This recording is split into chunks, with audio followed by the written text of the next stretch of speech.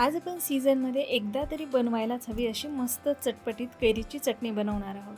त्यासाठी मस्त ताज्या ताज्या कैऱ्या घेतलेल्या आहेत मी। सगळ्यात आधी त्याला स्वच्छ धुवून घेऊयात। कैऱ्या स्वच्छ धुवून झाल्यात त्याला चिरून घ्यायचं। आता एक पॅन गॅसवर गरम करायला ठेवून त्यामध्ये तेल घ्यायचं, कैरीच्या फोडी घालायच्यात आणि सोबतच टोमॅटोच्याही फोडी करून घालायच्या, हिरव्या मिरच्या आणि लसूण देखील घालायचं। आता यावर झाकण ठेवून आपल्याला याला 2-4 मिनिटं परतून घ्यायचं।